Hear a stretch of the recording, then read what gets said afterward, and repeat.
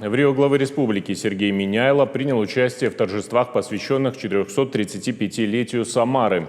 Визит руководителя Северной Осетии начался с возложения цветов к памятнику основателя города, первому воеводе князю Григорию Засекину. На открытии этнокультурного парка «Парк дружбы народов» Сергей Миняйло отметил масштабность реализованного проекта, а также важность объединения традиций, культуры и обычаев народов, которые веками проживают в Поволжье на одной территории. Парк представляет собой архитектурный ансамбль из 20 национальных подворий и домов. Они наполнены экспонатами, которые рассказывают о традициях и быте того или иного народа. Среди них осетинский дом. Природные камни для его строительства были собраны в горных реках Южной Осетии. Одним из главных инициаторов создания масштабного комплекса стал председатель Союза народов Самарской области Ростислав Хугаев.